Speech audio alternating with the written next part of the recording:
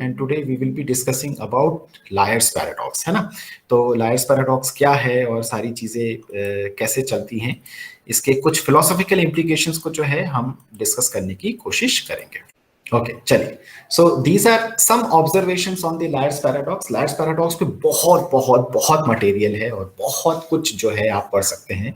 People have studied it since the times even before Aristotle. तो अगर आप देखें तो till the time of Greek philosophy to today liar's paradox पे जो है बहुत सारे पब्लिकेशंस, बहुत सारे पेपर्स और बहुत सारा जो है डिस्कशन, डिबेट चलता रहता है। It is a very very interesting paradox. तो मैंने सोचा कि इससे स्टार्ट करता हूँ। हालांकि अगर आप हमारा कोर्स देखेंगे तो उसमें मेरे ख्याल से जो फर्स्ट टॉपिक दिया है वो जीनोस पैराडॉक्स है। तो इसके बाद हम जीनोस को भी डिस्कस करेंगे और सारे लाइन से पैराडॉक्सेस को डिस्कस करेंगे। But today our topic will be on Liar's paradox and we will go for some observations जो already literature available है वो तो है, और उसको आप बहुत आराम से स्टडी कर सकते हैं इंटरनेट से, बुक से और सारी चीजों से। लेकिन कुछ चीजें जो कि from the philosophical point of view, from the analytical point of view they are important, हम आज उनको डिस्कस करने की कोशिश करते हैं या थोड़ा समझने की कोशिश करते हैं। इनफैक्ट मैं आपको एक चीज और बताना चाहूंगा कि सिर्फ लायर्स पैराडॉक्स पे ही जो है महीने महीने डिस्कशन हो सकता है, बिकॉज इतना काम है इस पे, इतना वेरिड और जो है मुझे कहना चाहिए कि सब्सटैंटिव आपको इस पे मटेरियल मिल जाता है। तो मटेरियल की कोई कमी नहीं है, बट हम थोड़ा सा उसको we are little bit choosy about it, और हम चूज करके थोड़ा कोशिश कर रहे हैं कि उसको थोड़ा सिंप्लिसिटी के साथ समझने, है ना। उसमें कॉम्प्लेक्स जो अंडरस्टैंडिंग्स है उसको हटा के जो उसकी सिंप्लिसिटी है उसको देखने की कोशिश करते हैं, और जो उसके फिलोसॉफिकल इम्प्लीकेशन है उसको भी समझने की कोशिश करते हैं। तो अगर आप इंटरनेट पे तीन जो मुझे लगता है कि मोस्ट ऑथेंटिक मटेरियल अवेलेबल है, तो पहला है स्टैनफोर्ड इंसाइक्लोपीडिया ऑफ फिलोसफी, उसका मैंने यहाँ पे लिंक दिया हुआ है। दूसरा है इंटरनेट इंसाइक्लोपीडिया ऑफ फिलोसफी, इसका भी मैंने लिंक दिया हुआ है। और तीसरा प्रोफेसर स्टीफन रीड का एक डिस्कशन है, एक इंटरव्यू कह सकते हैं या एक एक्सप्लेनेशन कह सकते हैं। Professor Stephen Read is a very renowned professor and a logician. वो मेरे ख्याल से स्कॉटलैंड बेस्ड हैं अभी। वैसे तो काफी सीनियर प्रॉफ हैं, he has retired but still he is very very, जिसे मुझे कहना चाहिए that he is very passionate about logic, और वो अभी भी जो है मेरे ख्याल से 70 तो प्लस है, 80s में होंगे, and still he works on these problems. तो उनका एक इंटरव्यू कम जो आप ये कह सकते हो कि डिस्कशन है, वो भी आपको मिल जाएगा। मैंने लिंक प्रोवाइड कर दिया, मैं इनको डिस्कशंस में या अपने डिस्क्रिप्शन में भी जो है वीडियो के पुट अप कर दूंगा, तो वहां से कॉपी करना आप लोग के लिए आसान होगा, आप देख सकते हैं वो इंटरव्यूज भी।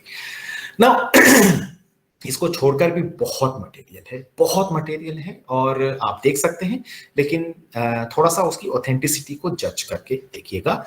जो भी एकेडमिक साइट्स हों उसमें तो कोई भी प्रॉब्लम नहीं है। अगर कोई रिसर्च पेपर है, चाहे वो JSTOR में हो या किसी भी स्प्रिंगर लिंक में हो या किसी और जगह पे हो, तो वहां पे देख सकते हैं, but not everything is going to be the right thing। और कभी कभार जो है कॉफी हाउस डिस्कशंस लोग एक्सेप्ट कर लेते हैं एकेडमिक्स, तो वो भी आप प्लीज मत करिएगा। सबसे पहले प्रेजेंटेशन ओवरव्यू को देख लेते हैं कि आज हमारा प्रेजेंटेशन कैसा रहेगा या आज हम क्या क्या चीजें डिस्कस करेंगे। आज हम एक छोटा सा हिस्ट्री देखने की कोशिश करेंगे कि इस लायर्स पैराडॉक्स को कब से स्टार्ट किया गया और अभी तक भी चल रहा है। दूसरा, इसका एक वर्जन समझने की कोशिश करेंगे। There can be an number of versions of liar's paradox, लेकिन हम कोशिश करेंगे कि बहुत सिंप्लिसिटी के साथ इसको समझे, बिकॉज देखिए किसी भी चीज को कॉम्प्लेक्स करना ज्यादा आसान है। इसको हम जो है एक जमाने में एक टर्मिनोलॉजी भी कहते थे, और उसके बाद जो है उसको एक्सेप्ट नहीं किया जाता। फिलोसॉफी डिफिकल्ट हो सकती है, कॉम्प्लेक्स हो सकती है, किया जा सकता है, because you can come out with lots of jargons, yeah, lots of technicalities, put some mathematical symbols and this and that, but again the idea remains the same because it is a common language thing। और यही चीज मैं समझाने की कोशिश कर रहा हूँ कि since it's a common language thing, हम थोड़ा सा इसको कॉमन लैंग्वेज के पार्लांस से या कॉमन लैंग्वेज की अंडरस्टैंडिंग से देखने की कोशिश करते हैं। अच्छा, इसके कुछ प्रपोज्ड सॉल्यूशंस हैं, ठीक है। तो जो इसके सॉल्यूशंस हैं, जिसको मुझे कहना चाहिए रिड्रेसल है, तो इनको भी थोड़ा सा देखने की कोशिश करेंगे। अगेन ये भी बहुत सारे हैं, हम सारे तो डिस्कस नहीं कर सकते हैं, but from the philosophical point of view those things which are important हम उनको थोड़ा सा देखने की कोशिश करेंगे। हम थोड़े से कुछ observations from the common language as well as there are certain things to question, इन चीजों को भी last part of the discussion में देखने की कोशिश करते हैं।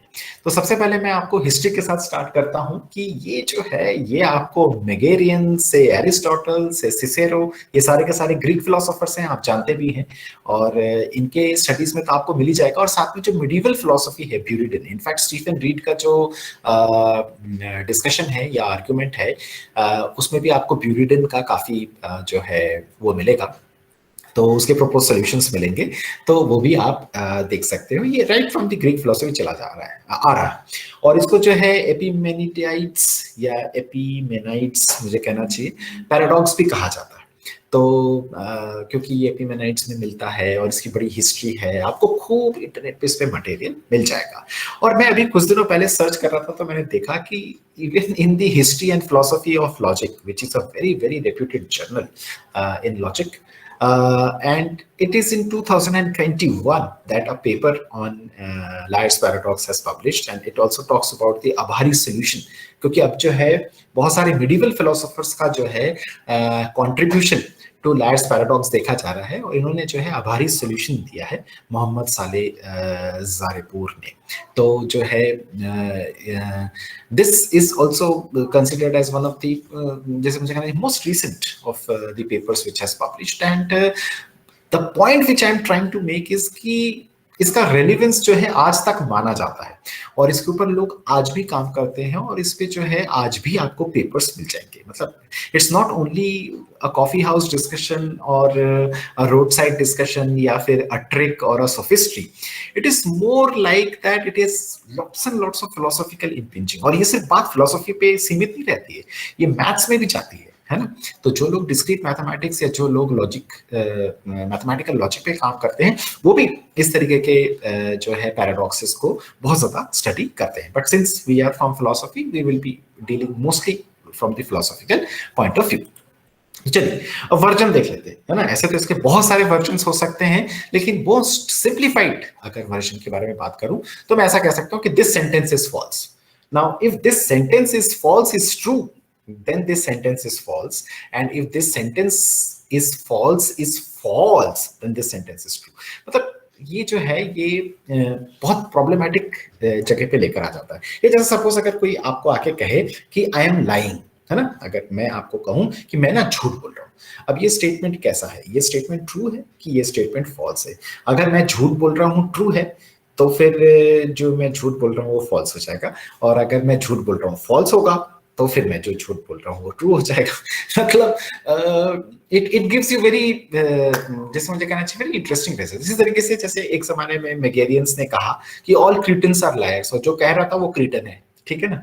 तो द थिंग इज कि ऑल क्रीटन्स आर लायर्स ये कह रहा है और ये खुद भी जो है क्रीटन है, तो ये स्टेटमेंट की अंडरस्टैंडिंग क्या होगी। जैसे अगर मैं कहूँ कि ऑल इंडियंस आर समथिंग, है ना, तो अब फिर मैं खुद भी तो इंडियन हूं, और मैं अगर वो स्टेटमेंट कह रहा हूं तो मतलब कि ये सेल्फ रेफरेंसिंग स्टेटमेंट्स हो जाते हैं। तो इसी तरीके से आई एम लाइंग भी आप देख रहे हो, या इसी तरीके से ऊपर वाला भी देख रहे हो, दिस सेंटेंस इज फॉल्स। तो ये सारे के सारे सेल्फ रेफरेंस बेस्ड सेंटेंसेस भी कभी कभार कह जाते हैं, और इसकी एक पूरी फैमिली है। ये जो पूरी की पूरी लाइंग है ये या लायर्स पैराडॉक्स है, इसकी एक फैमिली है। तो आप ये पूरे फैमिली को देख सकते हैं पैराडॉक्स के, they are very interesting ones. और इसके जो सॉल्यूशंस हैं या जो स्टडीज हैं ये भी बहुत ही इंटरेस्टिंग होते हैं, और लोगों ने जो है इसके साथ काफी डिस्कशन करने की कोशिश करी कि भाई ऐसा क्यों हो रहा है, या why we are finding a very problematic proposition, या पैराडॉक्स की सिचुएशन क्यों आती है। क्योंकि देखिए जब भी कभी पैराडॉक्स की सिचुएशन आती है तो लोग इस चीज को सोचने पे मजबूर हो जाते हैं कि क्यों हो रहा है ये situation, why such kind of situation is coming up and what can be the possible solution, because ऐसे तो लैंग्वेज फॉल्टी नहीं है। हमें एक भी चीज ये भी पता है कि eight the same place and time जो है कोई चीज ट्रू और फॉल्स एक साथ हो जाए, ऐसा भी नहीं होगा, क्योंकि हमने कल भी इस बात पे थोड़ा सा आपको बताया भी था कि एक स्टेटमेंट जो है ट्रू और false at the same point of the time तो हो सकता है, लेकिन एक प्लेस पे नहीं होगा। तो प्लेस भी सेम है, टाइम भी सेम है, बात भी की जा रही है, और स्टेटमेंट ट्रू और फॉल्स दोनों हो रहा है, पैराडॉक्सिकल बन रहा है। तो मतलब कि I am unable to find कि क्यों ऐसा हो रहा है। तो इस पे लोगों ने जो है बहुत मतलब सिंस एंटिक्विटी आप देख सकते हो, not only since antiquity, since Greek philosophy, मुझे लगता है प्री ग्रीक फिलोसफी में भी अभी आपको मटेरियल मिल जाएगा कभी पढ़ते पढ़ते, या कोई ना कोई ढूंढ ही निकालेगा, बिकॉज राइट नाउ जो बहुत बड़े सब्जेक्ट एरियाज हैं जिसपे कि बहुत ज्यादा काम हो रहा है, those are early Greek philosophy जिसको प्री सोक्रेटिक फिलोसफी भी कहा जाता है, एंड मिडिवल फिलोसफी जो एरिस्टोटल के बाद जो काफी दिनों तक कुछ नहीं हुआ, उसके बाद जो होना चालू हुआ जिसको हम मिडिल एजेस या मिडिवल फिलोसफी भी कहते हैं। तो उस पर आजकल काफी काम होता है, उसके फिलोसोफर्स और उनके कॉन्ट्रीब्यूशंस के ऊपर काफी, तो आई एम प्रीटी श्योर कि और भी इस पे मटेरियल जो है आने वाला है। तो द थिंग इज कि ऐसे डिस्कशंस क्यों आ जाते हैं या ऐसे टॉपिक्स क्यों आ जाते हैं, इस पे काफी लोगों ने काफी इंटरेस्ट शो किया है। अब आज जो है हम इसके कुछ प्रपोज्ड प्लॉसिबल सॉल्यूशंस या रिड्रेसेस देखने की कोशिश करेंगे, जिसमें से एक सॉल्यूशन को कहा जाता है पैरा कंप्लीट सॉल्यूशन। क्या है हम बात करते हैं। उसके बाद दूसरा है पैरा कंसिस्टेंट सॉल्यूशन, ये भी क्या है। फिर कुछ 3 से 4 फिलोसोफर्स हैं जिन्होंने कि बड़े अच्छे इसमें ऑब्जर्वेशंस दिए हैं, जैसे तार्स्की ने दिया है, मैकी ने दिया है, पार्सन्स ने दिया है, सोम्स ने दिया है। तो हम इनके भी पॉसिबल सॉल्यूशंस के बारे में या उनके रिड्रेसल के बारे में भी बात करेंगे। And last but not the least, जो एक और बहुत ही फिलोसॉफिकली इंटरेस्टिंग डिस्कशन मिलता है, दैट इज कॉल्ड एज कॉन्टेक्सचुअलिस्ट या फिर रिवेंज सॉल्यूशन। तो व्हाट इज दैट, ये भी हम बात करेंगे, ये भी बड़े इंटरेस्टिंग है। तो इसलिए मैं चाह रहा था कि आप लोग सारे लोग के साथ ये बताऊं या डिस्कस करूं, और आप भी जो है अपने ऑब्जर्वेशंस और अपने जो भी आपको लगता है कि आप फील करते हैं, ये जरूर बताइएगा। सबसे पहले आते हैं पैरा कंप्लीट सॉल्यूशन पे। तो पैरा कंप्लीट सॉल्यूशन क्या कहता है कि the main lesson of the liar, है ना, जिसको हम LEM कहते हैं, तो वो उनकी लैंग्वेज है। तो आप देख सकते हैं, you can go to the Stanford encyclopedia of philosophy and can search, तो आपको उसमें बहुत कुछ मिलेगा। But again not everything is in the course and not everything is something which we can also include in the course. तो fails in some sense क्यों कहता है, in other words the liar teaches us that some sentences, notably liars, neither hold nor do not hold, है ना, in some sense, and so are neither true or false। देखिए neither true or false भी जो है category है, और मैं इसको जब इसका कंक्लूडिंग पार्ट लेंगे तब भी डिस्कस करेंगे। हम हर चीज को टू वैल्यूड में बात करने की कोशिश करते हैं, क्योंकि लॉजिक में, जैसे डिडक्टिव लॉजिक में हम समझते भी हैं कि everything has to be two valued, everything has to be two valued, तो ट्रू है फॉल्स है, नो शेड्स ऑफ ग्रे, है ना। लेकिन फिर कभी कभार ऐसे सेंटेंसेस आते हैं, और अभी इसके बाद वाला सोल्यूशन जिसको कि हम पैरा कंसिस्टेंट सोल्यूशन बोलते हैं, वो जो है इससे भी ज्यादा इंटरेस्टिंग बात बोलेगा। और मैं आपको एक दो एग्जांपल्स बताऊंगा जिससे कि आप भी थोड़ा सोचेंगे कि हाँ यार, ये बात तो बिल्कुल सही है कि ये वाला स्टेटमेंट ट्रू और false at the same point of the time हो सकता है ना। और ऐसा भी नहीं है कि वो जो है कोई प्लेस और टाइम और ऐसा और वैसे पे डिपेंडेंट है, मतलब आप देख पाओगे कि प्लेस टाइम इंडिपेंडेंट भी हो जाएगा। अच्छा, and as a result the logic of truth is non classical. Non classical जो होता है वो उसमें जो है सिर्फ ट्रू और फॉल्स में चीजें नहीं रहती है, उसमें और भी बहुत सारे एक्सप्रेशंस हो सकते हैं। जो क्लासिकल लॉजिक है, जैसे कि डिडक्टिव लॉजिक हम लोगों ने इसके पहले पढ़ा भी है, वो ट्रू और फॉल्स में बात करता है, उसमें प्रीमाइसेस ट्रू होने पे कंक्लूजन का ट्रू होना वैलिड आर्गुमेंट की निशानी होती है, and so on. So these are certain things which you will find. हाँ, एनीवेज, तो the thing is कि that we talk in terms of always like कि true है false है and so on, and we are binded by this understanding कि चीजें true या false होनी चाहिए, है ना, या ये स्टेटमेंट है और इसकी ट्रूथ और फॉल्सिटी एक साथ नहीं हो सकती है, और ऐसा और वैसा and so on। जबकि जो पैरा कंप्लीट सॉल्यूशन से वो कहते हैं कि भाई जो लायर्स पैराडॉक्स है वो बेसिकली हमें क्या सिखाता है कि ऐसा नहीं हो सकता कि कोई चीज ट्रू और फॉल्स जो है एक साथ नहीं हो सकता है, या फिर आपको जो है स्टेटमेंट को रिफ्रेम करना पड़ेगा, है ना। और ये जो है बेसिकली बताता है कि नॉट ऑलवेज, जैसे कभी कभार हम बोलते हैं कि ट्रू और फॉल्स एक साथ हो सकता है, जिसको कि हम पैरा कंसिस्टेंट बोलेंगे, और अभी हम उसका एग्जांपल भी लेंगे। दूसरी तरीके से ये ट्रू भी नहीं है, ये फॉल्स भी नहीं। जैसे कि कभी कभार क्या होता है कि we go for a philosophy में इसको बहुत अच्छे से आप समझ सकते हो, जिसको हम कहते हैं कि भाई ये जो है ये इस परिधि में ही नहीं आता है ना, या ये कैटेगरी नहीं। तो हम बोलते हैं कि ये जो है एक कैटेगोरिकल मिस्टेक है, कि आप किसी चीज को किसी टाइप की कैटेगरी में डालने की कोशिश कर रहे हो, लेकिन वो उस कैटेगरी में ही नहीं आता है ना। जैसे कि आप अगर बोलें कि इंडक्टिव लॉजिक के आर्गुमेंट्स जो है इनवैलिड होते हैं, तो डिडक्टिव लॉजिक का स्टैंडर्ड यूज कर रहे हो आप इंडक्टिव लॉजिक पे। इंडक्टिव लॉजिक के हर एक आर्गुमेंट को आप स्ट्रॉन्ग या वीक कह सकते हैं। आप अगर डिडक्टिव लॉजिक का स्टैंडर्ड यूज करोगे तो बोलोगे तो सारे के सारे इनवैलिड है, इसमें कभी वैलिड हो ही नहीं सकता है। But then it is not the parameter, तो पैरामीटर क्या है ये समझिए। कोई स्टेटमेंट ट्रू या फॉल्स ही होगा ये जरूरी नहीं है, क्योंकि उसका पैरामीटर ट्रूथ या फॉल्सिटी को टारगेट ही नहीं करता। ये एक इंपॉर्टेंट चीज है जो कि समझना है। फिलोसॉफिकली आपको बहुत बार जो है कैटेगरी मिस्टेक्स जो है फील होते हैं या फेस होते हैं, और आपको जो है उस चीज पे जो है थोड़ा सा अंडरस्टैंडिंग की, डेवलपमेंट की जरूरत पड़ती है। ये चीज बहुत बार बहुत सारे लोग नहीं समझ पाते हैं। This is the basic problem. तो ये तो पैरा कंप्लीट चीज बताता है कि नीदर ट्रू और फॉल्स की कैटेगरी जो है आपको समझ में आनी चाहिए। इस तरीके से जो पैरा कंसिस्टेंट सॉल्यूशन है, जो कि ग्राम प्रीस्ट एक बहुत बड़े फिलोसोफर हैं एंड लॉजिशियन है, और उनके स्टूडेंट जो है ग्रेग रेस्टॉल, ये भी बहुत बड़े फिलोसोफर एंड लॉजिशियन हैं, और दोनों ऑस्ट्रेलियन हैं, Australia based philosophers and logicians हैं, और इनकी स्टडीज को भी जो है काफी तवज्जो दी जाती है, जिनको कहा जाता है पैरा कंसिस्टेंट सॉल्यूशंस। तो इन्होंने जो है 1984 और 2006 के अपने पब्लिकेशन में, you will get all these things in the Stanford Encyclopedia of Philosophy, has been one of the leading voices in advocating a para-consistent approach to solving the Liar's paradox. He has proposed a para-consistent logic now known as LP, है ना, which retains LEM but not EFQ. आपको इसके details में जाने की जरूरत नहीं है। ये बेसिकली बोलते हैं कि भाई there can be true contradictions. Now what is a true contradiction, है ना, सुनने में ही बड़ा अजीब लगता है कि कॉन्ट्राडिक्शन है मतलब कि ऑलवेज फॉल्स होना चाहिए, और उसके बाद उसके आगे आप क्या लगा रहे हो, true. True contradiction makes no sense, है ना, या ट्रू कॉन्ट्राडिक्शन इज लाइक कि आप कोई कह रहे हो कि this is a round square, है ना, if something is round then it can not be square and so on. In fact ये तो उससे भी गजब गंदी बात कह रहा है, वो कह रहा है कि there is a non square square, है ना। तो आप कह रहे हो ट्रू है फिर कॉन्ट्राडिक्शन है, तो ट्रू कॉन्ट्राडिक्शन क्या होगा, इसको हम कहते हैं डायलेथिया, है ना, या dialethic approach. Now what is this dialetheia या डायलेथिक अप्रोच, इस चीज को थोड़ा सा समझते हैं। ये कहता है जैसे कि एक सेंटेंस का एग्जांपल दो, the ultimate truth is that there is no ultimate truth. Now ये जो है या दीज काइंड ऑफ अटरेंसेस जो हैं, इनको कहा जाता है ट्रू बट सेल्फ कॉन्ट्राडिक्टरी, है ना, and therefore they are understood as dialethic. जैसे मैं अगर आपको कहूं कि मैं ये सोच रहा हूं कि मैं किस चीज के बारे में सोचूं, है ना, अगर मैं ये कहूं, और ये बहुत बार हम करते भी हैं कि हम सोच रहे हैं कि अब किस बारे में सोचना चाहिए, है ना, तो क्या हम सोच रहे हैं उस पॉइंट ऑफ टाइम पे, अगर हम सोच रहे हैं तो किस बारे में सोच रहे हैं ये भी हमें पता है, और हम किस बारे में सोचना चाह रहे हैं ये हम अगर सोच रहे हैं तो फिर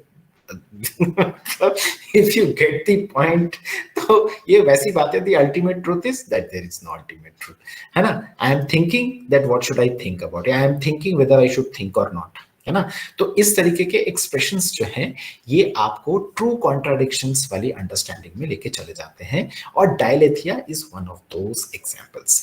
तो ऐसे आपको ब्रह्म का कंसेप्शन पता है क्या? मैं अगर आप में से किसी, क्योंकि आप में से हो सकता है किसी ने इंडियन फिलोसफी पढ़ा हो या थोड़ा बहुत इंडियन फिलोसफी की तरफ झुकाव हो, इंक्लिनेशन हो, कोई मुझे बता सकता है कि ब्रह्म की डेफिनेशन अद्वैत वेदांत में क्या है ना। कभी कभार बड़े सारे लोग हम ये हैं हम वो हैं कहते हैं, तो अद्वैती जो है, अद्वैती लोग, ऐसे तो बहुत सारे वेदांत हैं, अद्वैत वेदांत है, द्वैत वेदांत है, विशिष्ट अद्वैत वेदांत है ना, शुद्ध अद्वैत वेदांत है एंड सो ऑन। वैसे तो बहुत सारे हैं, तो उसमें से अद्वैत वेदांत में एक बड़ी अच्छी अंडरस्टैंडिंग कहते हैं ब्रह्म के बारे में। ब्रह्म के लिए कहते हैं नेति नेति। नेति नेति का मतलब होता है ना इति ना इति, ना ये ना वो, है ना। क्योंकि आप अगर किसी भी तरीके से किसी को जिसे कहना चाहिए कि फिगर आउट करते हैं या एक्सप्लेन करते हैं, तो आप उसको जो है बांध देते हैं, और जो है उसको अगर एक चीज है तो फिर वो उसका ऑपोजिट नहीं हो सकता, ये हो जाता है।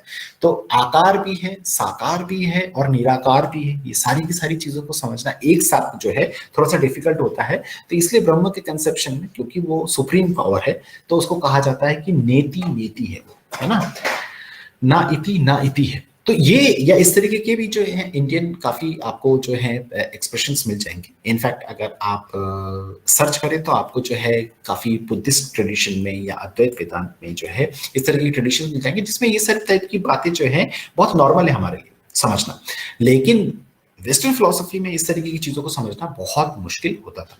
जब हम कभी ये कहते हैं अरे ये भी नहीं है और ये भी नहीं, आप उसको बांधो मत, वो एकदम हमसे परे है, आप नहीं समझ सकते, या इस तरीके के एक्सप्रेशंस हो जाते हैं, तो तब आप समझ सकते हैं कि हाँ हम लोग लिमिटेड हैं, और कोई चीज बहुत अनलिमिटेड है तो उसको किसी भी लिमिट के फॉर्म में एक्सप्लेन नहीं किया जा सकता, जैसे इनफाइनाइट्स होते हैं। But again mathematics has a definition for that, या उसकी जो डेफिनेशंस होती है 1/0 या something which you can not reach या ब्ला ब्ला ब्ला, इस तरीके की डेफिनेशंस, वो भी अपने आप में जो है लोग बहुत बार नहीं समझ पाते हैं, एंड सो ऑन, या फिर कभी कभार प्रॉब्लम्स होती है समझने में।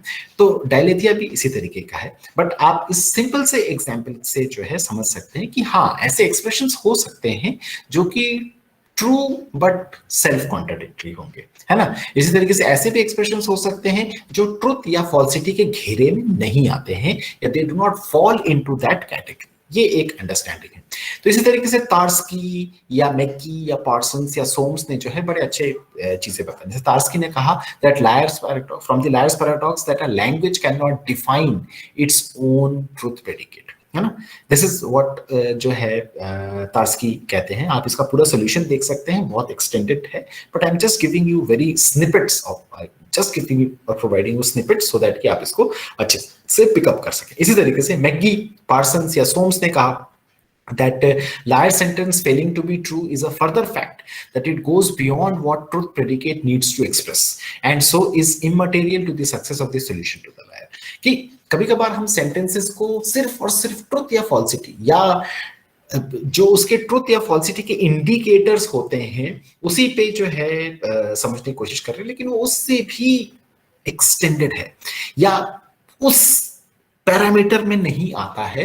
और अगेन इसके बहुत एक्सटेंडेड अंडरस्टैंडिंग है, जैसे मैंने बोला कि आपको अगर सिर्फ और सिर्फ लायर्स पैराडॉक्स पढ़ाने के लिए बोला जाए या दिया जाए तो भी 20-30 क्लास कम पड़ेंगे, क्योंकि it's having such an extended material और उसमें एक एक चीज में जो है काफी स्टडी है। But I am just giving you snippets to understand और मेक यू अंडरस्टैंड कि बहुत बार बहुत सारी चीजें एक सर्टेन कैटेगरी में नहीं आती जिस कैटेगरी से हम देख रहे हैं। जैसे मैं अगर आपको इसके कुछ एक रिवेंज वाला भी समझ लेते हैं, उसके बाद मैं आपको जो है इसके कुछ कंक्लूसिव अंडरस्टैंडिंग पे आने की कोशिश करूंगा, कुछ डिस्कशन पे आने की कोशिश करूंगा। कॉन्टेक्चुअलिस्ट या रिवेंज वाले लोग बड़े अच्छे कहते हैं, we can reason that if the liar's sentence fails to express a proposition, it fails to express a true proposition। मतलब क्या कि क्या वो ऊपर वाला सेंटेंस जिसको कि आप प्रोपोजिशन या स्टेटमेंट मान रहे हो वो प्रोपोजिशन या स्टेटमेंट है। अगर प्रोपोजिशन और स्टेटमेंट ही नहीं है, सबसे अगर हम उसको स्टेटमेंट प्रूव करना ही, हम अगर उसको बता दें कि ये तो स्टेटमेंट ही नहीं, because you are not stating. जैसे स्टेटिंग क्या होता है, इट इज रेनिंग, है ना। स्टेटमेंट में सेल्फ रेफरेंसिंग स्टेटमेंट नहीं होता है कि दिस स्टेटमेंट, कौन सा statement, above statement below statement तो हो सकता है, लेकिन अबव स्टेटमेंट बिलो स्टेटमेंट नहीं। इसी सेंटेंस के बारे में मैं इसी सेंटेंस में बात कर रहा हूं, तो क्या ये सेंटेंस स्टेटमेंट है या नहीं है, इसको क्वेश्चन करना जरूरी है। तो वो कहते हैं कि इट्स कॉल्ड रिवेंज, है ना। रिवेंज करके जो है, जैसे कि वो बोल रहा है कि ये सेंटेंस ट्रू और फॉल्स है, मैं ये कह रहा हूं कि ये स्टेटमेंट ही नहीं है ना। तो ये कहते हैं कि it fails to express a true proposition in the manner of revenge paradox. If a liar sentence had originally said this sentence does not express a true proposition, then we would have our liar sentence back, है ना। तो आप इसको भी पढ़ के देखिएगा, आप जो है क्या बोलते हैं रिवेंज पैराडॉक्स और सारी चीजों में भी जाइएगा। But just to give you an idea कि कॉन्टेक्चुअल या रिवेंज की अंडरस्टैंडिंग ये कह रहा है कि क्या आप इसको एक प्रोपोजिशन मान सकते हैं या नहीं मान सकते, एक स्टेटमेंट है कि नहीं है। सबसे अगर स्टेटमेंट या प्रोपोजिशन ही नहीं है तो फिर उसकी ट्रूथ या फॉल्सिटी की बात क्यों होगी। एक ने कहा ट्रू और फॉल्सिटी के बाहर चला गया, दूसरे ने कहा कि ट्रू और फॉल्स मतलब ट्रू कॉन्ट्रडिक्शन है, तीसरे ने कहा कि ये लैंग्वेज के जो है नुआंसेस के कारण से, या तीसरे मतलब जो बहुत सारे लोग थे तार्स्की से, पार्सन्स, मैकी, सोम्स, ये सारे लोगों ने कहा कि ये सारी चीजें जो है ये क्लियरली बताती हैं कि इस तरीके से जो है ट्रूथ या फॉल्सिटी नहीं निकाला जा सकता। और ये कह रहा है कि स्टेटमेंट ही मानना जरूरी नहीं है, उसको वो स्टेटमेंट ही नहीं है। इस चीज को समझे। तो ऑल इन ऑल आपको जो है कॉमन लैंग्वेज में क्या प्रॉब्लम्स आती हैं या क्या चीजें आती हैं, इसको थोड़ा सा समझना या इसको थोड़ा सा अंडरस्टैंड करना जरूरी है। पहली चीज, कॉमन लैंग्वेज ग्रामर तो फॉलो करता है ना। कॉमन लैंग्वेज भी जो है हम एक सर्टेन रूल्स एंड रेगुलेशंस के साथ ही बोलते हैं, सो दैट कि उसकी ग्रामर ऐसी रहे कि हम एक दूसरे को समझ सके, है ना। तो लैंग्वेज जो है वो एक certain type of grammar follow करता है, चाहे वो रिटन हो चाहे वो नहीं रिटन हो। हम ये भी कह सकते हैं कि इसकी ग्रामेटिकली रॉन्ग लैंग्वेज होती है या एक्सप्रेशन होती है, तो हम कभी कभार उसको ठीक करते रहते हैं, मीम्स बनाते रहते हैं, मजाक करते रहते हैं, ठीक है। बट ठीक है, हम ये जरूर जानते हैं कि ग्रामर तो फॉलो करता है नेचुरली। लॉजिक फॉलो करता है क्या? This is a very important question, क्योंकि लॉजिक के रूल्स ग्रामर के रूल्स से भी अलग होंगे। मतलब ग्रामर तो आपको जो है सिर्फ लैंग्वेज को सिंटैक्स में लाने की बात करता है, लेकिन किसी एक्सप्रेशन को सिंटैक्स में रख के उसकी एम्बिग्युइटी को खत्म करना जो है लॉजिक का काम है। और क्या नेचुरल लैंग्वेज वो चीज को फॉलो करता है? ये एक पहला क्वेश्चन है, और आपको बहुत इजीली आंसर मिलेगा कि मोस्ट ऑफ द टाइम नहीं करता है या नहीं करेगा, है ना। क्योंकि language, natural language is not, जिसे कहना चाहिए कि is not patterned on logic, it is pattern on grammar, है ना। तो वो ग्रामर को फॉलो करेगा। दूसरी चीज, ट्रूथ और falsity depends on context, expressions, humour, ridicule, और आगे इसकी बहुत बड़ी लिस्ट है जो कि हम निकालने वाले हैं, चाहे कल्चर हो, चाहे और भी understanding, so and so on. अच्छा, दूसरी चीज की ट्रुथ और फॉल्सिटी के फॉर्म में ही क्यों बात करना है? क्योंकि आप किसी को स्टेटमेंट मान रहे हो, है ना। क्योंकि जब भी हम स्टेटमेंट को डिफाइन करते हैं या फिर किसी प्रोपोजिशन को डिफाइन करते हैं, तो हम कहते हैं कि भाई ये डिक्लेरेटिव सेंटेंस है। डिक्लेरेटिव सेंटेंस है तो फिर उसकी ट्रुथ या फॉल्सिटी होनी चाहिए।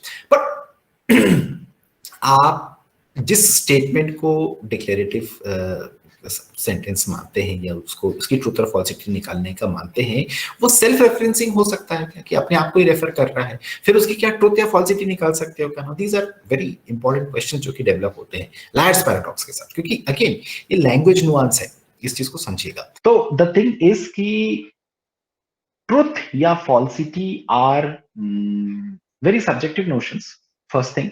सेकेंड थिंग इज दैट की स्टेटमेंट्स जिसको कि आप डिक्लेरेटिव सेंटेंस कह रहे हैं, वो जो है क्या कहें उसको, कि वो सेल्फ रेफरेंसिंग होने के बाद उसकी ट्रूथ या फॉल्सिटी निकाली जा सकती है क्या, क्या उसको स्टेटमेंट बोला जा सकता है? ये एक बहुत इंपॉर्टेंट क्वेश्चन बनता है। तो मतलब मैं क्यों आपको ये सारी चीजें बता रहा हूं, बिकॉज जो हमारी लाइन ऑफ थिंकिंग है वो apart from the available literature, ये भी होनी चाहिए कि हम किसी चीज को पढ़ के थोड़ा सा उसमें कंट्रीब्यूट भी कर सकें। तो you need to start thinking about कि भाई क्यों हो रहा है कोई प्रॉब्लम। और तीसरी चीज जो कि इसमें है, and that is that sometimes we may not be sure of truth और फॉल्सिटी, क्योंकि कभी कभार जो स्टेटमेंट्स हैं वो उस रूप में या उस अंडरस्टैंडिंग में नहीं आते हैं जिसमें कि हम उसको ट्रुथ या फॉल्सिटी के ही परिप्रेक्ष्य में या कॉन्टेक्स्ट में देख सकें। They may have different context all together. और आजकल जो लॉजिक की स्टडीज हो रही है उसमें बहुत ज्यादा जगहों पे जो है ये डिस्कशन होता है कि do we have to stick to two valued logic and that too with truth और फॉल्सिटी, या हमें जो है मोर ऑप्शनल अंडरस्टैंडिंग में आना चाहिए। तो उसमें जो है फिर वो जैसे आपने देखा होगा ना कि पहले जो है चीजें ट्रू और फॉल्स में होती थी, आजकल जो है 5 की रेटिंग होती है कि you agree, you slightly agree, you से इन द मिडिल अग्री, या फिर यू स्लाइटली डिसअग्री, या यू कंप्लीटली डिसअग्री, है ना। इस तरीके से कंप्लीटली अग्री, थोड़ा बहुत agree, middle of agree and disagree, फिर थोड़ा सा डिसअग्री, या फिर कंप्लीटली डिसअग्री। तो जो है 5 उसकी रेटिंग हो गई है ना। तो उसमें आप 1 2 1 2 3 5 4 इस तरीके से रेटिंग कर रहे होते हैं और फिर अल्टीमेटली आपकी वैल्यूज निकलती है। तो मतलब क्या है कि 0 और 1, ट्रू और फॉल्स, इस तरीके की अंडरस्टैंडिंग में जो है चीजें बचेंगी, या थोड़ा सा उसको जो है हमें और जिसे कहना चाहिए विस्तारित करना पड़ेगा, एक्सपैंड करना पड़ेगा, है ना। तो ये भी जो है आ रहा होता है। नाउ ये है आपका फाइनल पार्ट जिसको आपको सोचना है, ठीक है। जैसे मैंने बताया था कि ये कोर्स ऐसा नहीं होगा कि आप जो है इसमें क्वेश्चंस करेंगे, उसमें प्रूफ बनाएंगे and this and that. It's more like philosophy of science जिसमें कि आपको सोचना पड़ेगा। क्या सोचना पड़ेगा, तो ये सबसे पहले इंपॉर्टेंट सेंटेंस क्या है, ठीक है। अच्छा, वो जो सेंटेंस जिसको आपने ट्रुथ या फॉल्सिटी की बात करने की कोशिश करी, ये जो है मैं आप सभी से एक बार क्वेश्चन पूछना चाहूंगा कि क्या ये सेंटेंस या क्या ये प्रोपोजिशन जिसको कि हम पहले सेंटेंस मान लेते हैं और उसका प्रोपोजिशन मान लेते हैं कि वो डिक्लेरेटिव सेंटेंस है या वो एक स्टेटमेंट है। सबसे पहले मैं क्वेश्चन पूछना चाहूंगा कि ये पॉसिबल है? मैं ये चारों पॉइंट से मैं आपको एक ही सवाल पूछना था कि वो सेंटेंस है, वो प्रोपोजिशन है, उसकी ट्रूथ या फॉल्सिटी निकलेगी, या ट्रूथ या फॉल्सिटी से अलग भी कुछ हो सकता है ना, ज्यादा वैल्यूज हो सकते हैं, सो ऑन। ये तो एक चीज होगी। मैं आपसे एक सिंपल सवाल पूछता हूं कि those who are compulsive liars, क्या वो कभी भी ये आके कह सकते हैं कि आई एम लाइंग? और अगर वो आई एम लाइंग कह रहे हैं तो आई एम लाइंग अबाउट क्या? मतलब मैं ये कह रहा हूं कि मैं झूठ बोल रहा हूं। अरे मैं झूठ किस चीज के बारे में, मैं कुछ बोलूंगा ना, मैं बोलूंगा कि टुडे इज वेंसडे, तब मैं झूठ बोल रहा हूँ ना। अगर मैंने ऐसे बोला कि टुडे इज वेंसडे जो है, ये मैंने स्टेटमेंट दिया, तो अब आप बोलो कि झूठ बोल रहा हूँ। या अगर मैं किसी दिन आके एकदम से आपको आके कहूं कि टुडे इज फ्राइडे, है ना, and I am a compulsive liar, मैं हमेशा ही सिर्फ झूठ बोलता हूँ सपोज, है ना, तो फिर आपको जो है कंफ्यूजन हो सकता है कि इज ही। तो मैं आपको एक क्वेश्चन फ्रेम करने के लिए या थोड़ा सोचने के लिए बोल रहा हूँ, can a compulsive liar come on one day and say that I am lying? या जो क्रीटन्स लायर्स होते हैं उनमें से कोई क्रीटन कभी खड़ा होकर ये कह सकता है कि ऑल क्रीटन्स आर लायर्स? अगर वो ऑल क्रीटन्स आर लायर्स बोल सकता है तो क्या वो कंपल्सिव लायर बचा? या अगर मैं ये कहूं कि दिस स्टेटमेंट इज फॉल्स, तो क्या ये स्टेटमेंट है ना? या टुडे इज, जैसे आई एम लाइंग अगर मैं बोलूं तो क्या अगेन मैं कंपल्सिव लायर हूं? या आई am lying about what? Now the thing is कि सेंटेंस तो बना दिया आपने, आई एम लाइंग, आप उसको स्टेटमेंट भी मानने लग जाए, और फिर स्टेटमेंट मानने लग जाएंगे तो फिर उसका क्वेश्चन बनेगा कि क्या वो ट्रू है और फॉल्स है। जब आपने उसको बोला ट्रू है तो वो उसी लॉजिक से फॉल्स भी हो जाता है, और अगर आप उसको बोल रहे हैं फॉल्स है तो उसी लॉजिक से वो ट्रू भी हो जाता है। तो आप उस सिचुएशन में आ जाते हो that I am thinking what I should think about, है ना? या the ultimate truth is that there is no truth, that there is no ultimate truth, है ना? तो द सोचने वाली बातें बहुत सारी हैं। फिलोसॉफिकली आपको इन चीजों को थोड़ा सा पिक करने की जरूरत है कि कॉमन लैंग्वेज में इस तरीके के एक्सप्रेशंस हो सकते हैं जो कि आपको लॉजिकल नहीं लगे, है ना, या जो कि लॉजिक के परिधि से, या जब उसको समझने की कोशिश करते हैं तो आप जो है उसको एग्जैक्टली उन्हीं लाइन ऑफ रीजनिंग पे बांध नहीं सके। So this is all from my side for today. I was just trying to give you an understanding कि क्या है ये सारी चीजें जो कि लायर्स पैराडॉक्स क्रिएट करती हैं। लायर्स पैराडॉक्स, जैसे मैंने बोला कि इस पे बहुत डिस्कशन हो सकता है, but just to simplify the proceedings and to give you a sneak peek into what basically is Liar's paradox, we had this discussion. हालांकि the discussion is incomplete without your inputs. तो इसलिए मैं आप सभी को जो है इनवाइट करता हूं कि please participate in the discussion.